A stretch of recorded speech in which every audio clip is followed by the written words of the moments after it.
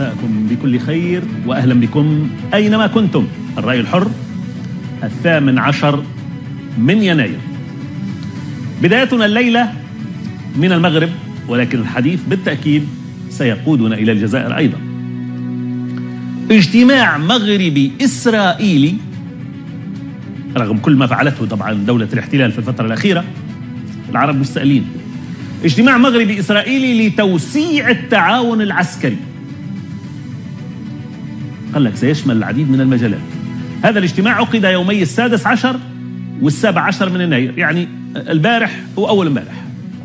الاجتماع عقد في الرباط. فيما يزداد هذا التعاون العسكري الإسرائيلي المغربي، أمريكا أيضا على الخط.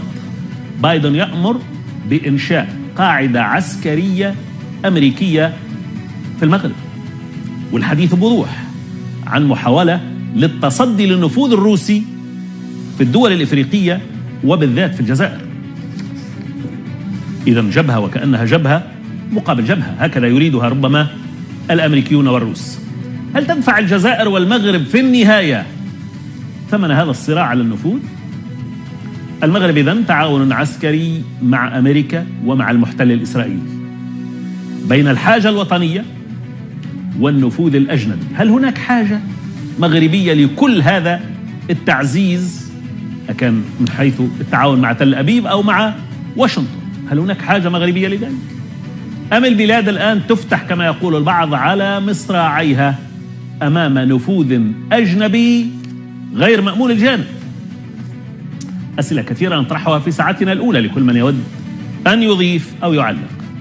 الساعة الثانية الليلة سنخصصها لتونس، والحقيقة موضوع أثار الجدل. البعض ربما يقول لماذا كل هذا الجدل، لكن الموضوع فرض نفسه على كل حال. مساعدات غذائية قادمة من الجارة والشقيقة ليبيا.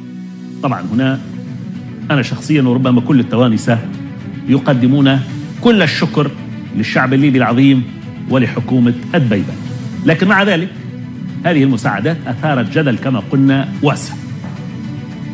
انتقادات للرئيس المنقلب اتهم بالتسول. كيف يجب النظر برأيكم إلى هذه المساعدات؟ ألا يفترض النظر إليها